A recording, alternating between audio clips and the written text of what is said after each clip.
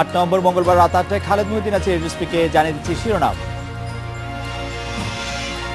যুক্তরাষ্ট্রের প্রেসিডেন্ট নির্বাচনে ভোট গ্রহণ শুরু, শেষ মুহূর্তে জরিপে এগিয়ে হিলারি।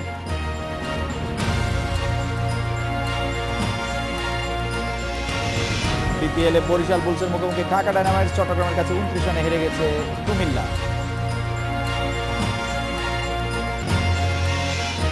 নাসিরনগরে হামলাকারীরা শিগগিরই বিচারের মুখোমুখি হবে, কেউ রেহাই পাবে না, হুঁশিয়ারি স্বরাষ্ট্রমন্ত্রী।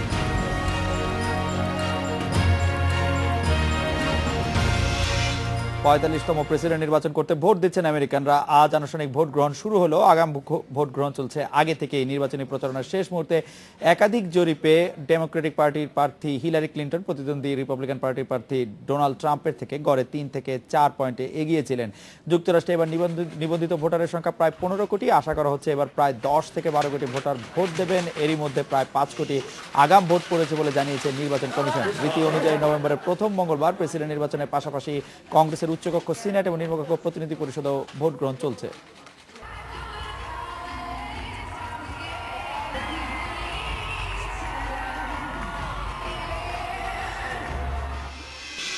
যুক্তরাষ্ট্রের নির্বাচন নিয়ে কথা বলতে এখন আমাদের সাথে আছেন দৈনিক দ্য ইন্ডিপেন্ডেন্টের কূটনৈতিক প্রতিবেদক হুমায়ুন কবির ভূঁইয়া এবং নিউ ইয়র্ক থেকে যোগ দিচ্ছেন বার্তা প্রধান মামুন আব্দুল্লাহ।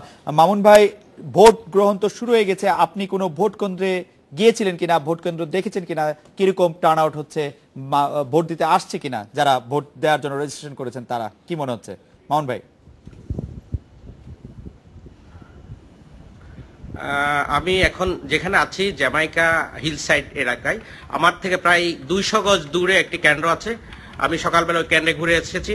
তবে আমাদের দেশে ভোট কেন্দ্রে যে সচরাচর চিত্র দেখা যায় সেটা না। এখানে 2-4 জন করে লোক আসছেন, তারা গিয়ে ভোট দিচ্ছেন। ভোটের লাইন যেটি হচ্ছে সেটি রুমের মধ্যে 2-4 জনের লাইন, এর বাইরে আর কোনো লাইন নেই। তবে এখানকার ভোট আপনি জানেন যে মানুষের মধ্যে উৎসাহ উদ্দীপনা কম। আপনি নিশ্চয়ই বুঝতে পারছেন, স্বাভাবিক জীবনযাত্রা হচ্ছে এখানে লোকজন, আজ একটি কর্মদিবস, এই কর্মদিবসে মানুষজন তাদের কর্মস্থলে চলে গেছেন এবং সুযোগ বুঝে এক ফাঁকে তারা ভোট দেবেন। তারা কাজকর্ম বন্ধ রেখে ভোট দেওয়ার যে রেওয়াজ আমাদের দেশে আছে সেটা এখানে আমি লক্ষ্য করিনি। আর ভোট কেন্দ্রে 2-4 জন করে লোক যাচ্ছে, সেটা খুব লক্ষণীয় নয়। ইভেন আমার ওখানে দাঁড়িয়ে থাকতেও খারাপ লাগছিল, কারণ অত বেশি লোক কেন্দ্রে ছিল না। এখানে ইলেকট্রনিক ভোটিং সিস্টেম অর্থাৎ ইভিএম মেশিন দিয়ে আসছেন, যে যার ভোট দিচ্ছেন, কেন্দ্রে ঢুকে 2-4 জন করে লাইনে দাঁড়াচ্ছেন, ভোট দিয়ে বেরিয়ে যাচ্ছেন। তবে খুবই কম যেটা আমি দেখলাম এখানে। এটা একটা আবাসিক এলাকাও বটে। এখানকার লোকজনের মধ্যে যে টার্ন অ্যাবাউট বললেন আপনি, ভোটের যে দেয়ার হার সেটি খুবই কম মনে হয়েছে। আপনি নিশ্চয়ই জেনেছেন যে ইতিমধ্যে প্রায় 4.5 কোটি আমেরিকান তাদের ভোট আগাম ভোট দিয়ে দিয়েছে কিংবা অ্যাবসেন্টি ভোট দিয়ে দিয়েছে। অর্থাৎ ভোটের দিন যারা কেন্দ্রে যেতে পারবেন না তারা আগে ভাগে ভোট দিয়ে দিয়েছেন। এবং সব রাজ্যে সেটি নেই। 50টি রাজ্যের মধ্যে মাত্র 34টি রাজ্যের ভোটাররা এভাবে ভোট দিতে পেরেছেন। আর বাকি ভোটার প্রায় 20 কোটির মতো, প্রায় 16 কোটির মধ্যে হয়তো 10 কোটি আজকে ভোট দেবেন। মামুন ভাই, আপনাকে ধন্যবাদ। কবির ভাই আছেন আমাদের সঙ্গে। কবির ভাই, শেষ মুহূর্তের প্রচারণা যেরকম চলছে তাতে যে প্রেডিকশন বিভিন্ন রাজনৈতিক পোলরা করছেন তাতে নিঃসন্দেহে হিলারি এগিয়ে আছেন, কিন্তু হিলারির জন্য কাজটি খুব সহজ হবে না কেউ কেউ বলছেন। বিশেষ করে পেনসিলভেনিয়া, যেখানে 20টি ইলেকট্রাল কলেজের ভোট আছে, সেটি যদি হিলারি পেয়ে যান তাহলে সেক্ষেত্রে ফ্লোরিডা পেলেও ট্রাম্পের পক্ষে আর নির্বাচিত না হওয়ারই সম্ভাবনা, কারণ কোনো সম্ভাবনা না থাকে কারণ বড়। আপনার কাছে কি মনে হয়? আসলে যেটা হচ্ছে সেটা হচ্ছে যে হিলারির জন্য প্রেসিডেন্ট হওয়াটা যতটা কঠিন, ট্রাম্পের জন্য প্রেসিডেন্ট হওয়াটা তার চেয়ে অনেক বেশি কঠিন। হিলারির জন্য রাস্তাটা খুব সহজ, অন্যদিকে ট্রাম্পের জন্য রাস্তাটা খুব কঠিন। বেসিক্যালি যেটা আপনি যে জরিপগুলির কথা বলছেন, যে শেষ মুহূর্তের জরিপগুলি, আপনি যদি একটু তাকিয়ে দেখেন যে প্রত্যেকটা জরিপই কিন্তু আপনার উইদিন মার্জিন অফ এররের মধ্যেই আছে। তার মানে আপনার আইদার ওয়ে আপনার রেজাল্ট যেতে পারে, এটা থেকে তেমন কিছু ধরে নেওয়া যায়। শেষ মুহূর্তের জরিপের পাশাপাশি কবির, আপনি যদি বিশ্লেষণগুলি দেখেন যেগুলি হচ্ছে যে বেশ কিছুদিন ধরে সেফ ডেমোক্রেট স্টেট বা ব্লু স্টেট বলে পরিচিত, সেই সেফ ডেমোক্রেট স্টেটগুলিও যদি আপনি দেখেন, যে Washington, Oregon, California, Illinois, new York, new jersey, Connecticut, road island, Massachusetts, Delaware এবং সর্বশেষ যদি আমি বলি হাওয়াই, তাও আমি যদি ইলেকট্রাল কলেজের ভোট হিসাব করে দেখি 200-র কাছাকাছি পেয়ে যাচ্ছেন হিলারি ক্লিন্টন। সেই দিকে সেফ যদি আমি ট্রাম্প স্টেটের কথা বলি, ট্রাম্প স্টেটে সেফ পেতে ট্রাম্প স্টেটে সেফ মাত্র 98, তার সাথে যদি আপনি টেক্সাস যোগ করেন টেক্সাসে 38, আপনি ধরে নিতে পারেন আর 150-র মতো। সেই ক্ষেত্রে বলা যায় যে আপনি যেটি বলছেন সেটি আসলে ঠিক, যে হিলারি ক্লিন্টন অনেকখানি এগিয়ে আছে। কিন্তু সমস্যাটা হচ্ছে এবারের নির্বাচনে, সেটা হচ্ছে যে ট্রাম্পের যে পলিটিক্যাল অবস্থান, ট্রাম্পের যে মনোভাব এবং তার মনোভাব অনুসরণকারী যে লোকরা, তারা কিন্তু ওভাবে আপনার জনমত জরিপে আসছেন না, তারা তাদের মনোভাবটা প্রকাশ করছেন না। তো অনেক উদারপন্থী বিশ্লেষকরাই আশঙ্কা করছেন যে কিছু ক্লোজেট ভোটার ট্রাম্পের জন্য থেকে যেতে পারে। These may make the difference, যে তারা জরিপে অংশগ্রহণ করছে না, কিছু বলছে না, ভোটের দিন গিয়ে শুধু ভোটটা দিবে। But having said all these things, কোনো সন্দেহ নাই যে হিলারি ক্লিন্টনের অবস্থানটা এই মুহূর্তে ট্রাম্পের চেয়ে একটু শক্ত, এটা বলা যায়। সেই ক্ষেত্রে মামুন ভাই, সেই ক্ষেত্রে কবির ভাইয়ের কথা যদি মানে আমরা মানে প্রণিধানযোগ্য ধরে নেই, তাহলে সেই ক্ষেত্রে আরো কয়েকটি স্টেটের আসলে সুইং স্টেটে পরিণত হতে হবে, কারণ আমরা দেখতে পাচ্ছি যে ক্লিন্টনকে সেফ বা ক্লিন্টনকে প্রেডিক্টেড উইনার যেসব রাষ্ট্রে ঘোষণা করা হচ্ছে, মানে যারা ডেমোক্রেটদের প্রতি ঝুঁকে থাকা রাজ্যগুলি, সেই রাজ্যগুলির ইলেকট্রাল কলেজ গণনা করে ক্লিন্টনকে অনেক সেফ মনে হচ্ছে। আপনার কাছে কি মনে হয় যে সুইং স্টেটের তালিকায় বা ব্যাটেল গ্রাউন্ড স্টেটের তালিকায় আরো কিছু নতুন যুক্ত হবে? যেমন আগে ছিল, আমরা যদি বলি ওয়াইওর কথা, যদি বলি আইডাহোর কথা, সেরকম আরো কিছু, ফ্লোরিডা তো আছে, আরো কিছু নতুন সুইং স্টেট কি আমরা পেতে পারবো কিনা এখন ইদানিং এই নির্বাচনে? মামুন ভাই, আসলে সব সুইং স্টেটগুলো যোগ হলো তেমন কিছু নেই। যেখানে বেশি সংখ্যক ইলেকট্রাল কলেজ নাম্বার আছে, অর্থাৎ বেশি সংখ্যক ইলেকট্রাল কলেজের ভোট আছে, সেখানকার সেই সুইং স্টেটগুলোতেই মূলত বড় ফ্যাক্টর হয়ে দাঁড়িয়েছে। যেমন পেনসিলভেনিয়া, তা মিশিগান এবং আরো কয়েকটা যে আশেপাশে, বিশেষ করে নিউ ইয়র্কের আশেপাশে যেগুলা, নিউ হ্যাম্পশায়ার, এইগুলা আগে মোটামুটি এক পক্ষে যেত, কিন্তু ইদানিং দেখা গেছে এই ইলেকশনে এসে শেষ মুহূর্তে এসে তারা 3 জনই পড়েছিল 6টি স্টেটে, নিউ ইয়র্কের আশেপাশের। এই 6টি স্টেটের ইলেকট্রাল ভোট সংখ্যা প্রায় 100-রও বেশি, 120টি। এই 120টি যদি শেষ মুহূর্তে কেউ নিশ্চিত করতে পারে, তাহলে তার পক্ষে বিজয় সহজ হবে। কবির ভাই যেটা বলেছেন, আমিও এখানে মাঠে ঘুরে সেটা আমার মনে হয়েছে, বিভিন্ন লোকজনের সাথে কথা বলে মনে হয়েছে যে এখানে সুইং স্টেটগুলা খুব দ্রুত পরিবর্তন হচ্ছিল। মামুন ভাই, আমি যেটা বলতে চাচ্ছি যে নতুন সুইং স্টেট আমরা দেখবো কিনা। যেমন পেনসিলভেনিয়া কিন্তু আসলে এবার ব্যাটেল গ্রাউন্ড, কিন্তু পেনসিলভেনিয়া কিন্তু আসলে ডেমোক্রেটদেরই জায়গা। পেনসিলভেনিয়াতে 20টা ইলেকট্রাল কলেজ রয়েছে, সেই 20টা ইলেকট্রাল কলেজ ট্রাম্পকে যদি আসলে হোয়াইট হাউসে যেতে হয়, পেনসিলভেনিয়া জিততেই হবে। যার জন্য আমরা দেখেছি যে আজকে তিনি মানে তারা দুজনই যখন প্রচারণা শেষ করেছেন, সেটি ফিলাডেলফিয়াতে এবং পেনসিলভেনিয়াতে তারা শেষ করেছেন। তো সেই ক্ষেত্রে আপনার কাছে কি মনে হয় যে মানে নতুন সুইং স্টেটও আমরা আসলে কিছু দেখবো কিনা? গত 2 দিন কিন্তু আমি পেনসিলভেনিয়াতে ছিলাম। ফিলাডেলফিয়াতে আমি দেখেছি, ফিলাডেলফিয়া যেখানে 2 জনই সমাবেশ করেছে একাধিকবার, অর্থাৎ গতকাল হিলারির সমাবেশ শেষ হয়েছে কিন্তু পেনসিলভেনিয়ার মাধ্যমে, তার আগের দিনও তারা সমাবেশ করেছেন এবং ট্রাম্পও একাধিকবার পেনসিলভেনিয়াতে গেছেন। আপনার কথাই ঠিক যে পেনসিলভেনিয়া বড় একটি ফ্যাক্টর হয়ে গেছে। পাশাপাশি ফ্লোরিডাও একটা বড় ফ্যাক্টর, কারণ ফ্লোরিডা আপনি জানেন 29টা ইলেকট্রাল কলেজ ভোট আছে এবং পেনসিলভেনিয়াতে হচ্ছে 20টা। এই ধরনের আশেপাশে যেগুলো সেগুলো মিলিয়ে আমি হিসেব করে দেখেছি 120টার মতো ভোট মূলত এইগুলোর উপরই জোর দিচ্ছেন। আর যেটি বলছেন সুইং স্টেট পরিবর্তনের সম্ভাবনা কম, তারা হিসাব করে দেখেছেন, বিশ্লেষকরা বলছেন যে গত 2 দিন ধরে মানুষ মনস্থির করে ফেলেছেন যে তারা কাকে ভোট দেবেন। মামুন ভাই, আপনাকে ধন্যবাদ। কবির ভাই, আপনি জানেন যে আজ আমেরিকান সময় সকাল 7টা বা অন্যান্য জায়গায় সকাল 8টা, নানা সময়ে 6টি ডিফারেন্ট টাইম জোনে ভোট গণনা শুরু হয়েছে।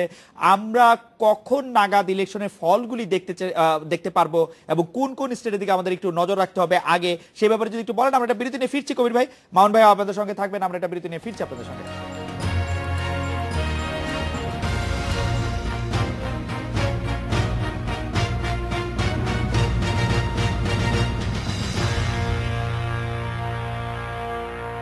কবির ভাই, কতগুলি ইলেকট্রাল কলেজ কে পেল সেটি কখন নাগাদ আমরা বুঝতে শুরু করতে পারবো? এটা মোটামুটি কালকে 7টা থেকে 10টার মধ্যেই আপনি জেনে যাবেন যে কে প্রেসিডেন্ট হতে যাচ্ছেন। কারণ হচ্ছে যদিও কিছু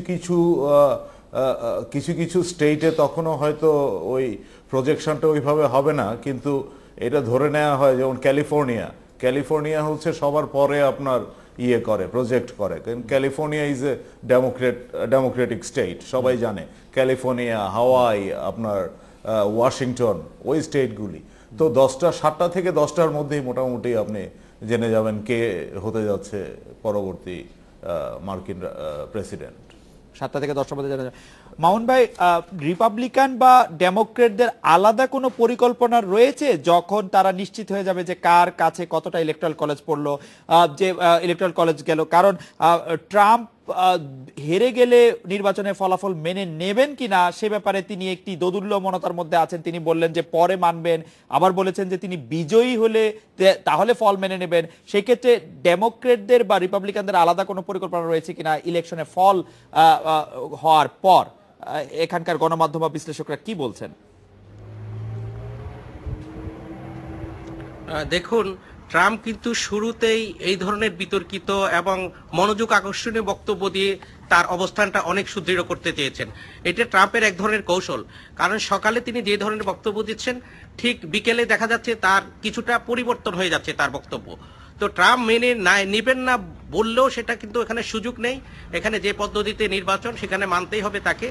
আর একটা জিনিস খুবই লক্ষণীয় যে আমেরিকার যে একটা সামাজিক বন্ধন, ট্রাম্পের বিভিন্ন ধরনের উস্কানিমূলক বক্তব্যের কারণে এখানে সেই সামাজিক বন্ধনে অনেকটা চিড় ধরেছে। সো এবার যিনি নির্বাচিত হোক না কেন তার পক্ষে দেশটাকে আবার ইউনাইটেড করা, অর্থাৎ সবার মধ্যে একটা সম্প্রীতি এবং সবার মধ্যে যে আস্থার পরিবেশ সৃষ্টি করা খুব কঠিন হবে। সেটি ডেমোক্রেটিক হিলারি জিতলেও যেমন কঠিন হবে, তেমনি ট্রাম্পের পক্ষ কঠিন হবে। কারণ মানুষের মধ্যে এক ধরনের অনাস্থা এবং সন্দেহের বীজ, যেটা 200-250 বছর আগে এই আমেরিকাতে ছিল, সেটি অনেকখানি উস্কে দিয়েছেন ট্রাম্প। এবং এই কারণে মানুষ মনে করছেন যে আসলে সামনে যিনি প্রেসিডেন্ট হবেন তার পক্ষে এই জিনিসটাকে সবচেয়ে গুরুত্ব দিতে হবে। এবং এই গুরুত্ব দিতে গিয়ে দেখা যাচ্ছে এটা অনেক কঠিন কাজ, যে মানুষের মধ্যে যে পাশাপাশি দুজন লোক থাকছে, একজন সাদা এবং একজন কালো, দুজনের মধ্যে আগে কিন্তু এই সন্দেহ বিশ্বাস ছিল না, ট্রাম্প যেটি উস্কে দিয়েছেন। সুতরাং এই সামাজিক এই যে নতুন একটি অনুষঙ্গ, এটিকেই ঠিক করতে আসলে সবচেয়ে বড় চ্যালেঞ্জ হিসেবে নিতে হবে। মামুন ভাই যেটি বলছিলেন, কবির ভাই আপনি নিশ্চয়ই লক্ষ্য করেছেন যে আসলে মার্কিন যুক্তরাষ্ট্র বিশেষ করে ওয়ার্কিং ক্লাস এবার স্পষ্টত দ্বিধা বিভক্ত হয়ে গিয়েছে ট্রাম্প এবং হিলারিকে নিয়ে। কারণ ট্রাম্পের যদি আমরা নর্থ ক্যারোলাইনার কথা ধরি, তো নর্থ ক্যারোলাইনা যেটি আসলে বেশিরভাগই ডেমোক্রেটদের উদ্দেশ্যে ঝুঁকেছিল, কিন্তু ডোনাল্ড ট্রাম্পের প্রচারণার পর আমরা দেখতে পাচ্ছি যে ওয়ার্কিং ক্লাস যারা হোয়াইট আছেন তারা আবার ট্রাম্পকেই সমর্থন যোগাচ্ছেন। একই অবস্থা ওয়াইওতে। আপনি এই বিষয়টি কিভাবে দেখেন যে ওয়ার্কিং ক্লাসের সাদা ও কালোর মধ্যে যে একটি ডিভাইড আসলে ট্রাম্প টানতে পেরেছেন? দেখুন, ওই যে আপনার মামুন ভাই যেটা বললেন যে ওই নির্বাচন নিয়ে আমেরিকার মধ্যে যে একটা বিভাজন তৈরি হয়েছে, এটা ঠিক করতে গেলে অনেক সময় লাগবে, অনেক কাঠখড় পোড়াতে হবে। আমি এটার সাথে একমত না, কারণ আমি ওই মার্কিন যুক্তরাষ্ট্রের ইলেকশন প্রায় 30 বছর ধরে ফলো করি। হ্যাঁ, তো ওরা আপনার ইলেকশনের আগে এরকম ডার্টি ফাইট করে থাকে, কিন্তু যেই ইলেকশনটা হয়ে যায় ওরা আবার এক হয়ে যায়। ওইটা কোনো সমস্যা হয় না। কবির ভাই, দুজন ক্যান্ডিডেট ডিবেটের সময় হ্যান্ডশেক করে নাই, এরকম কখনো দেখেছেন কিনা আপনি? না, এরকম কখনো দেখিনি। কিন্তু আবার একটা জিনিস কিন্তু আপনাকে মনে রাখতে হবে যে এইবার যেই প্রেসিডেন্ট হোক না কেন, এইবার কিন্তু দুটো জিনিসই কিন্তু ইতিহাসের মতো হবে। নাম্বার 1, এইবার হিলারি ক্লিন্টন প্রেসিডেন্ট হলে প্রথম মহিলা হিসাবে প্রেসিডেন্ট হবেন, আর ট্রাম্প যদি প্রেসিডেন্ট হন এই প্রথম পলিটিক্যাল স্পেকট্রামের বাইরে থেকে একজন বিলিয়নার এসে আপনার প্রেসিডেন্ট হলেন।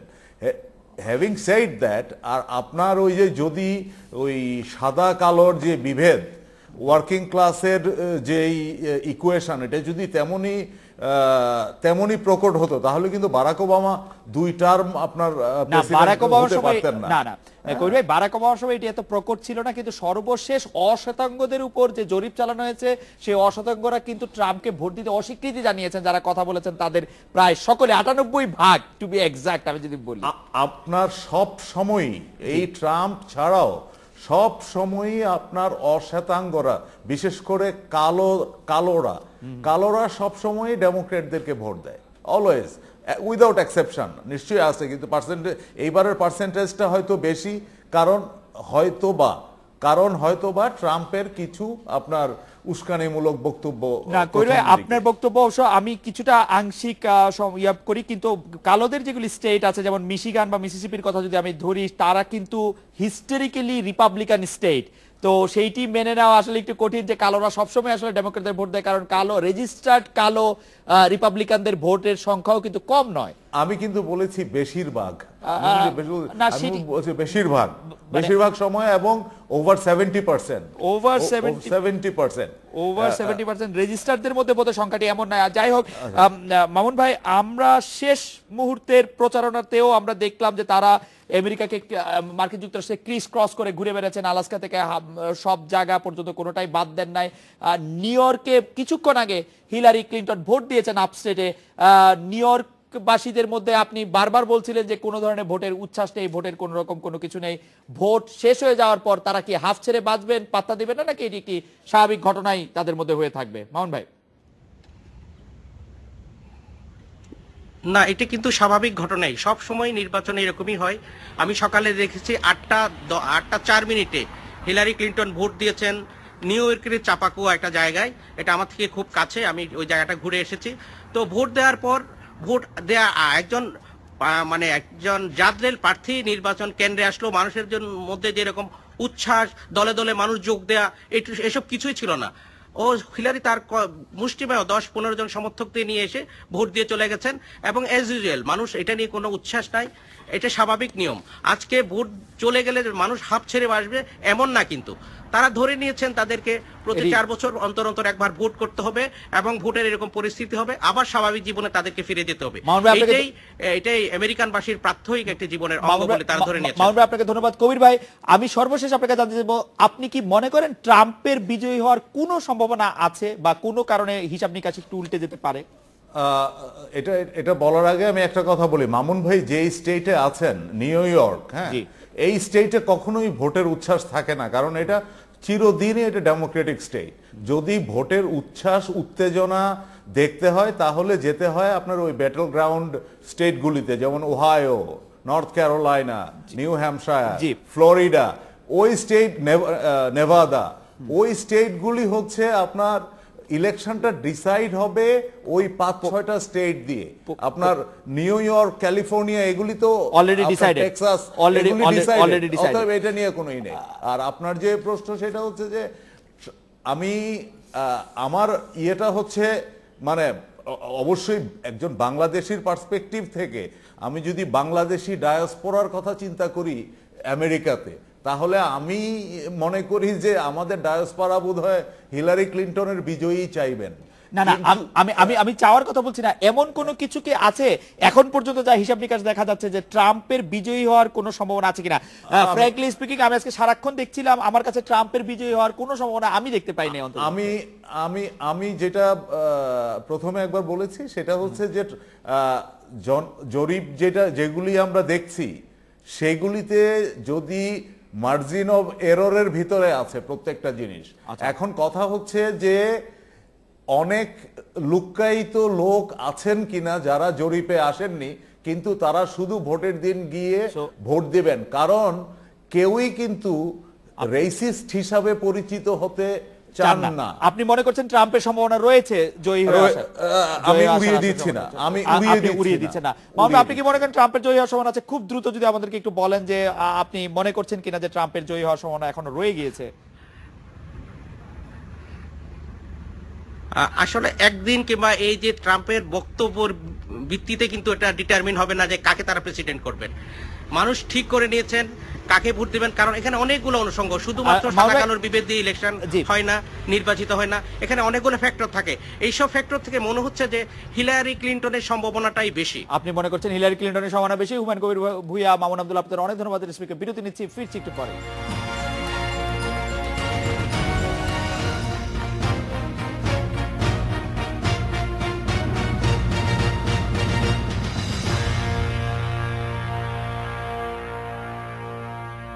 বিপিএল এর দ্বিতীয় ম্যাচে ঢাকা ডায়নামাইটসের বিপক্ষে টসে হেরে ব্যাট করছে বরিশাল বুলস। 18 ওভার শেষে তাদের সংগ্রহ ছিল 5 উইকেটে 132 রান। ব্যাট করতে নেমে শুরুতেই শামসুর রহমান শুভকে হারায় বরিশাল। মোহাম্মদ শহীদের বলে 6 রান করে আউট হন তিনি। ষষ্ঠ ওভারে ফিরেন দিলশান মুনাবিরা, 12 রান করে ব্রেভর বলে আউট হন লঙ্কান। সাকিব আল হাসান 10 রানে ফেরান দাভিদ মালানকে। 55 রান করে আউট হয়েছেন শাহরিয়ার নাফিস। ম্যাচ শুরুর আগে দুঃসংবাদ পেয়েছে ঢাকা ডায়নামাইটস। অনুশীলনে কবজিতে চোট পায়। টুর্নামেন্ট শেষ হয়ে গেছে তানভীর হায়দারের। বিপিএল শেষে জাতীয় দলের সাথে অস্ট্রেলিয়ার ক্যাম্পে যোগদানের সংখ্যা রয়েছে এই তরুণ লেগ স্পিনারের। এদিকে দিনের প্রথম ম্যাচে কুমিল্লা ভিক্টোরিয়ান্সকে 29 রানে হারিয়েছে চিটাগাং ভাইকিংস। 162 রানের টার্গেটে 132 রান করে চ্যাম্পিয়নেরা। 8-এর কাছাকাছি আস্কিং রেটে ব্যাট করতে নেমে নিয়মিত উইকেট হারাতে থাকে ভিক্টোরিয়ান্স। এক প্রান্ত আগলে রেখে হাফ সেঞ্চুরি করেন নাজমুল হোসেন শান্ত। 54 রানে অপরাজিত থাকেন তিনি। তবে আর কেউই অবদান রাখতে না পারায় হারতে হয় কুমিল্লাকে।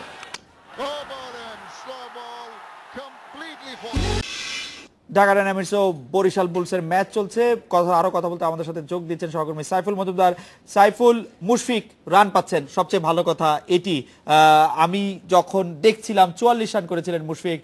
আপনি কি মনে করছেন যে মুশফিকের আত্মবিশ্বাস ফিরে আসার পাওয়ার জন্য এই রানটি কাজ করবে কিনা?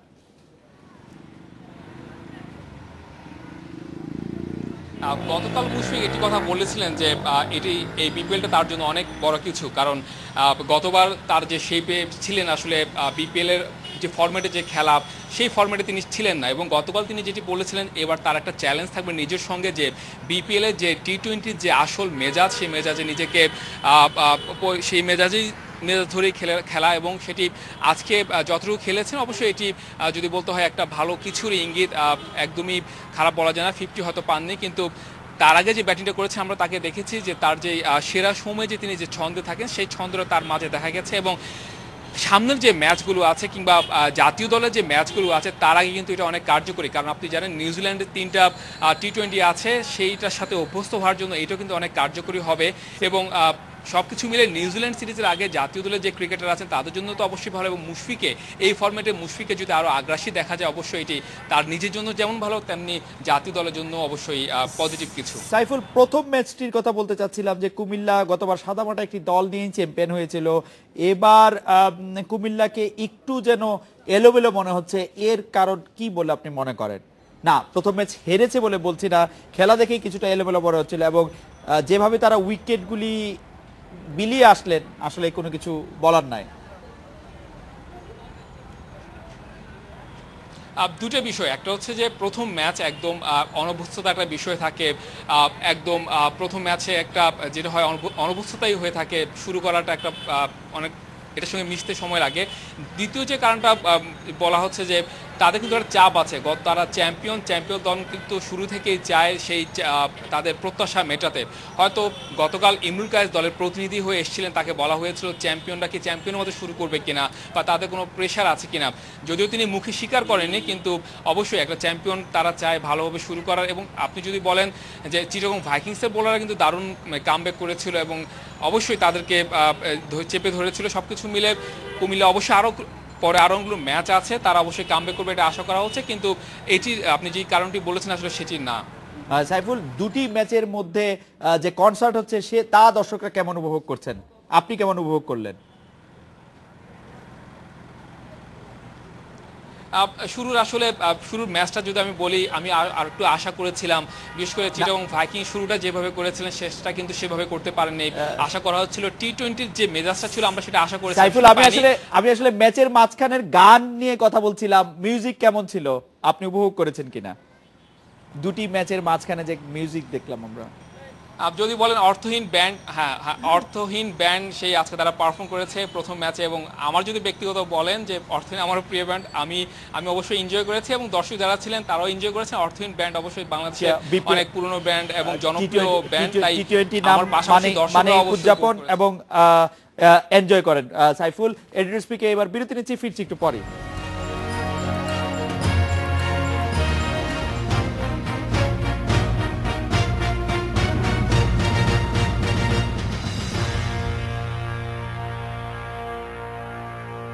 ব্রাহ্মণবাড়িয়ার নাসিরনগরে হামলায় জড়িতদের শিগগিরই বিচারে মুখোমুখি করার অঙ্গীকার করেছেন স্বরাষ্ট্রমন্ত্রী আসাদুজ্জামান খান কামাল। সাম্প্রদায়িক হামলা চালিয়ে যারা 20 বর্ষ চালাচ্ছে তারা কোনোভাবেই রেহাই পাবে না বলে হুঁশিয়ারি দেন মন্ত্রী।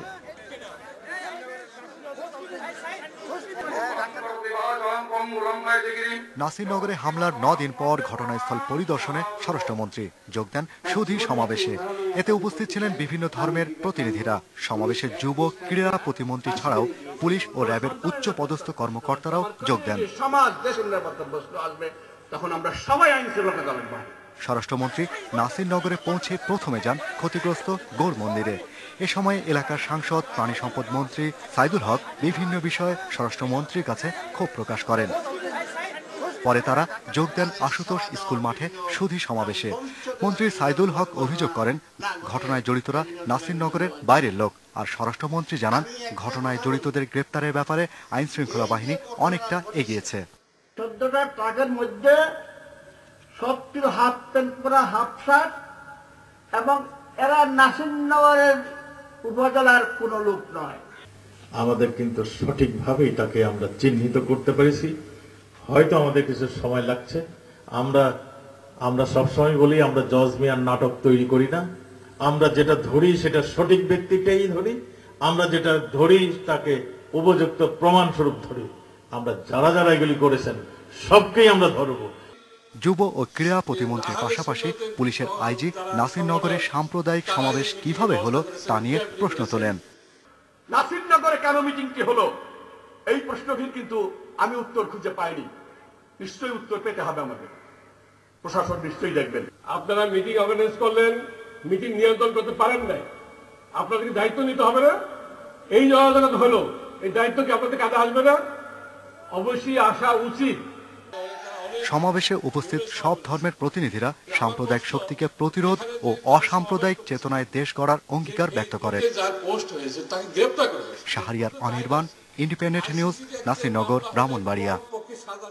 এ বিষয়ে আরো জানাতে শাহরিয়ার অনির্বাণ আছেন আমাদের সঙ্গে। শাহরিয়ার অনির্বাণ, স্বরাষ্ট্রমন্ত্রী বেশ দৃঢ়তার সাথে আমি বলবো যে কথা বলেন, কিন্তু তার কথায় কতটা আস্থা রাখছেন নাসিরনগরের মানুষ?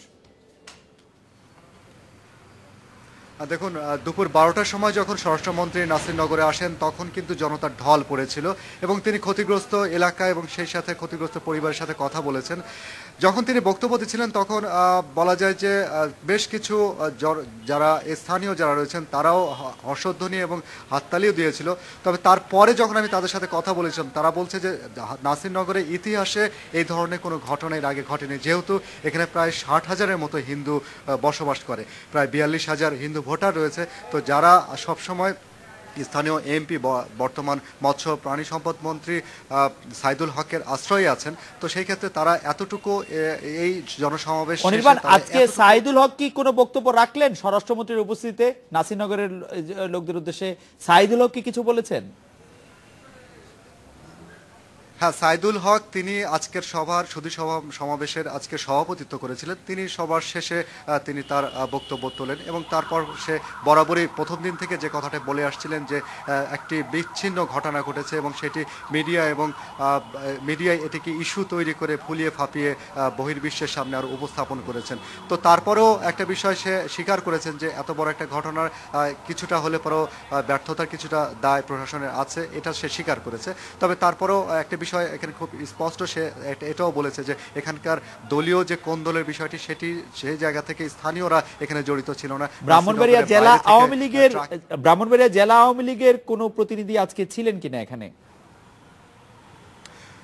হ্যাঁ, ব্রাহ্মণবাড়িয়া জেলা আওয়ামী লীগের সভাপতি তিনি সেখানে উপস্থিত ছিলেন এবং তিনিও দীর্ঘ প্রায় আধা ঘন্টার বক্তব্য দিয়েছেন এবং সেই বক্তব্যে সে বরাবরের মতো যে গদবাঁধা কথা, সে গদবাঁধা কথাটাই তিনি শুনিয়েছেন যে এই ধরনের ঘটনাটি বিএনপি জামাত 2001 সালের পর যা করেছিল তারই পুনরাবৃত্তি এটি ঘটিয়েছে এবং জঙ্গি ইন্ধনের ইঙ্গিত তিনি দিয়েছিলেন। তবে পুরো আয়োজন জুড়ে যারা উপস্থিত ছিলেন, বিশেষ করে পুলিশ এবং র্যাবের ডিজি যারা উপস্থিত ছিলেন, তারা কিন্তু একটা বিষয় ইঙ্গিত দিয়েছেন যে কারো কোনো চক্রের ক্রানক যেন সাধারণ মানুষ না হয়, কারণ সাধারণ মানুষ। অনির্বাণ, আপনাকে অনেক ধন্যবাদ। এই ছিল আজকের রেডিও স্পিকে আমন্ত্রণ আমাদের পরের আয়োজনে।